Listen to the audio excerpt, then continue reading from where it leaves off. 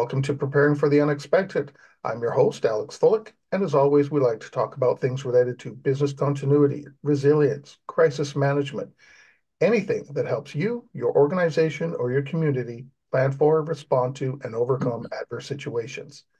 If you'd like to be a guest on the show, please feel free. You can find me on LinkedIn. I'm the only Alex Fullick there. I'm really easy to find, and I do respond to everything I get.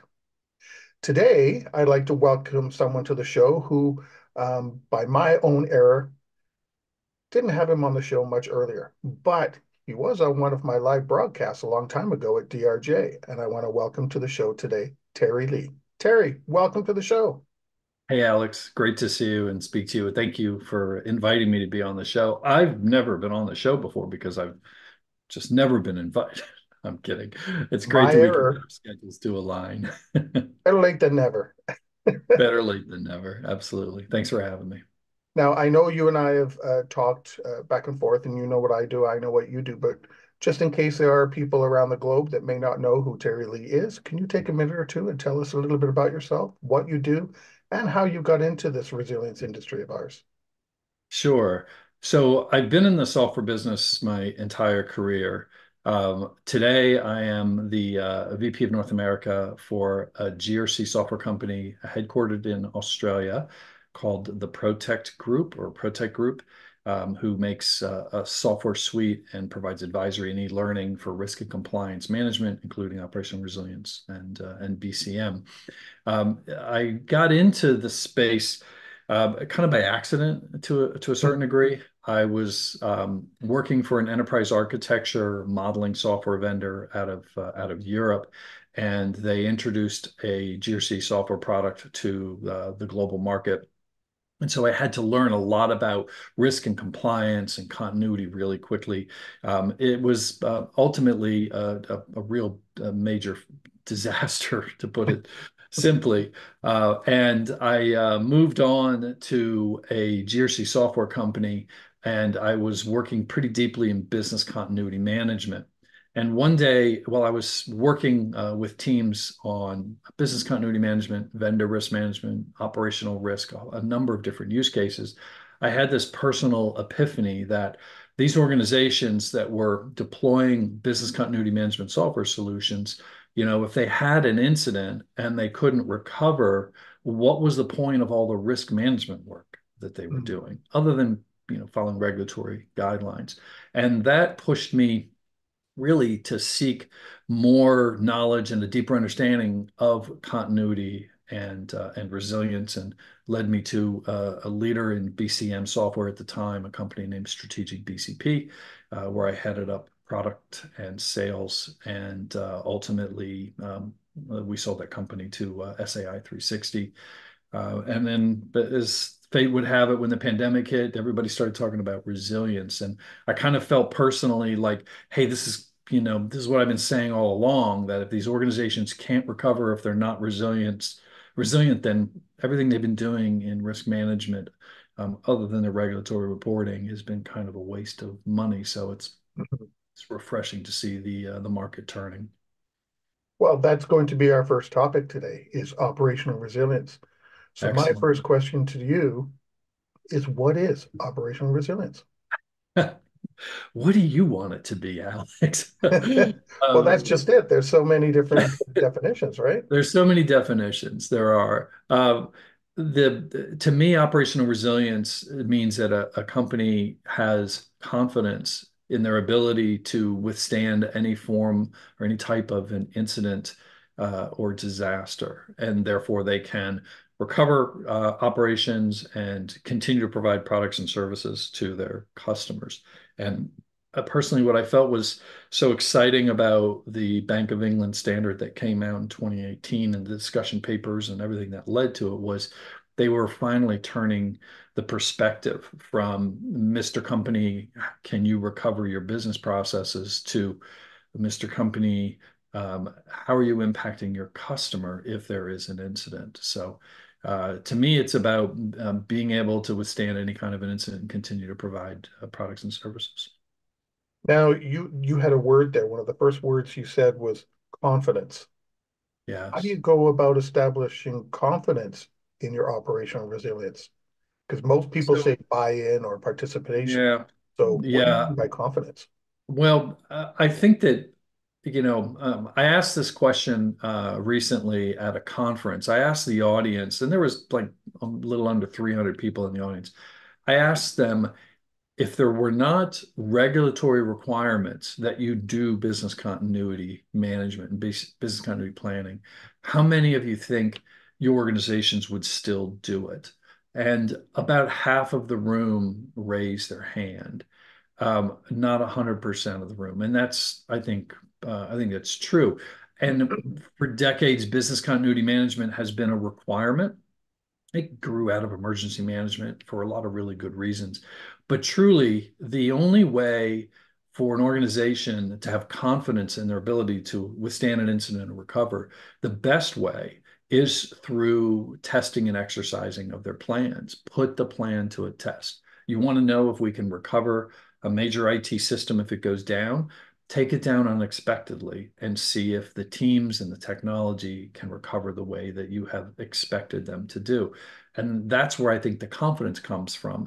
And I think from a technology perspective, many of the BCM vendors, most of them have it kind of just paid lip service to testing and exercising or provide basic logging capabilities, as opposed to using technology to really simulate those recovery procedures. And I'm not making light of it. It's extremely complicated, and it's not like, I don't think AI is going to save us in this case because we're still talking about people reactions, Mhm. behavior, and physical devices, and those things are you know pretty hard to simulate. You mentioned in your testing there of, I'm not saying everyone go do this, and I don't think you're saying everyone go do this, have a surprise kind of thing, see what really happens. But Yeah, there's a lot of risk in that, and your shirt says risk taker right now. So, how do you go about doing all these tests and exercises so that you're actually building that confidence? Because yeah, I'm sure you have been in situations where people just sit around a table and chat, and it's yeah. all assumptions, and pat on the backs. Yeah, yeah, we'll be fine. So I've how do been you in really do it? Yeah, like you, I've been in quite a few of those tabletop exercises, a room full of executives being led by an expert like yourself who's guiding the conversation. But they have to drive it. They have to drive it deeper. My shirt says risk taker because it's one of the most common mottos at ProTech Group. We believe that risk is not something to be feared, but something to be embraced, because in understanding risk and your risk appetite, there is opportunity. And Yeah, most organizations, they fear it. The same thing is true in resilience. They fear a disaster or an incident is going to impact them. And therefore, they write plans. And if they're doing it wisely or thinking about resilience, they test and exercise those plans. Risk taking in resilience means seeking opportunity when there are risks and challenges in the recovery or in the BC, in the planning phase. Resilience doesn't replace business continuity management. It's BCM is still required, but I think the Operation Resilience expands the purview and the focus on plausible scenarios using the Bank of England standards terms again. Is not the same as just testing and exercising, because the plausible scenarios are just that. What do you think could really happen? Yet sometimes people want to get creative in testing and exercising, like, oh, or a cyber attack in the middle of a hurricane, and the parking lot collapses. Like, okay, come on. Yeah, sure, maybe, but is that really plausible? And it gives some more focus to what the company's supposed to be doing. so based on that, who's involved with operational resilience? Because you said Well, you mentioned business continuity, but it's obviously beyond just that one person who's in charge of creating a BCP. yeah, a few years ago, I asked an audience, do you believe, and they were BCM practitioners primarily, do you believe that it's your responsibility to ensure the resilience of the organization? And only about a third of the room raised their hands. And I asked them, Hmm. for those of you that didn't raise your hand, whose job is it? If it's not yours, who is it?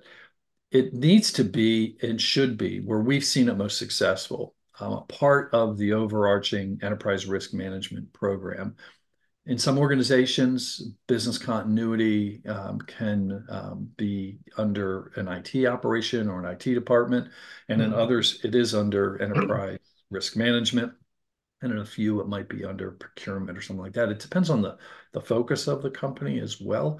But in our experience, in my experience, it should be part of enterprise risk management because it is risk management. You're dealing with the risk of disruption for any number of reasons to the organization, and you should be working with the same set of libraries and information and definitions that the rest of the risk and compliance and internal audit teams are working with because you're talking about the same business. And we are going to be talking more about enterprise risk management in our third segment later Can't today. wait. Yeah. So who owns then? I know you mentioned enterprise risk management, but does that mean it's the chief risk officer? You mentioned a lot of the testing and sometimes the where business continuity ends up under IT or maybe Yeah. finance. I've seen them under finance. So if operational resilience involves everybody, somebody ultimately has to have ownership of it. But if it involves everybody, it sounds like there's a lot of dead dotted lines everywhere. There are. I think, though, it is best performed as part of the risk management framework, which would put it under a chief risk officer. Some organizations have a more compliance focus, in which case it would be under some form of a chief compliance officer, as opposed to putting it under IT. I mean, you'll see that sometimes, but I think that's a reflection of what's important to the organization. For example, if your organization is an e-commerce company running an e-commerce website, then there's a high likelihood that resilience and BCM are going to be under your IT department because you're a digital company with a digital product. And so you care deeply about that. I Mhm. worked with a financial services organization in New York City a couple of years ago, and business continuity was actually under the chief information security officer.